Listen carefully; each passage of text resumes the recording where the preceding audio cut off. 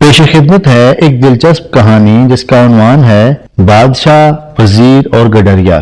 ایک دفعہ ایک بادشاہ اپنے وزیر کے ساتھ جنگل میں شکار کے لیے نکلا ہوا تھا۔ چلتے چلتے بادشاہ نے وقت گزاری کے لیے اپنے سب سے سمجھدار وزیر سے کہا، آج تو تم مجھے کوئی کام کی باتیں سناؤ۔ وزیر نے آداب بجا لاتے ہوئے کہا، بادشاہ سلامت، سیانے کہتے ہیں کہ پانیوں میں سب سے اچھا اور خالص پانی دریا کا ہوتا ہے۔ پھلوں میں سب سے اچھا پھل آم ہے۔ دیے کی روشنی سے زیادہ کارآمد اور بہترین روشنی کسی شے کی نہیں، اور پلنگ سے زیادہ کسی اور جگہ مزے کی نیند نہیں آ سکتی۔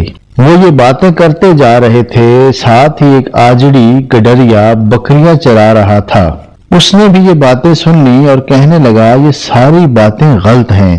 بادشاہ نے جب گڈریے کی یہ بات سنی تو وہ رک گیا۔ گڈریے نے پوچھنے پر بتایا، دیکھیں جناب، آپ جنگل میں سفر کر رہے ہیں، آپ کو پیاس لگتی ہے، اس وقت آپ بہت تھکے ہوئے ہیں، مزید چل بھی نہیں سکتے، دریا کا پانی تو جہاں ہوگا سو ہوگا، آپ کو اس کا کیا فائدہ؟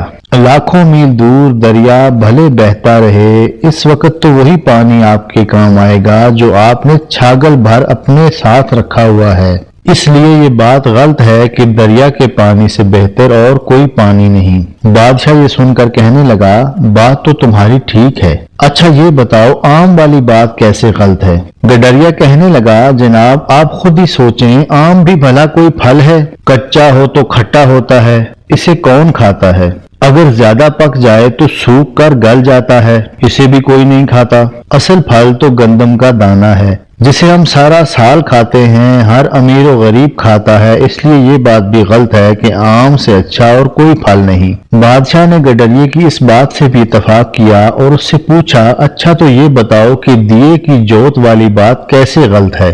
گڈریا کہنے لگا، دیے کی جوت روشنی کیا ہے؟ ایک اندھے کے سامنے آپ لاکھ دیے جلا کر رکھ دیں، کیا اسے کوئی شے نظر آئے گی؟ تو جناب دعا کرنی چاہیے کہ اللہ تعالیٰ آنکھوں کی بصارت نصیب کرے، آنکھوں میں روشنی ہو تو اس سے کوئی جوت روشنی نہیں۔ بادشاہ نے یہ سن کر کہا، بے شک تم ٹھیک کہتے ہو، لیکن اب یہ تو بتاؤ کہ پلنگ والی بات کیسے غلط ہے؟ گڈریے نے کہا، بادشاہ سلامت، صرف پلنگ پر ہی سکون کی نیند نہیں آتی، اصل سکون کی نیند تو سکھ اور صحت سے ہے۔ آپ خود ہی بتائیں، اگر خدا نخواستہ آپ کو کوئی پھوڑا نکلا ہو تو کیا آپ کو پلنگ پر نیند آئے گی؟ اور اگر سکھ اور تندرستی نصیب ہو تو پتھروں پر بھی نیند آ سکتی ہے۔ اس لیے یہ بات غلط ہے کہ پلنگ پر ہی سکون کی نیند آتی ہے، سوت تو سکھ اور صحت سے ہی ہے۔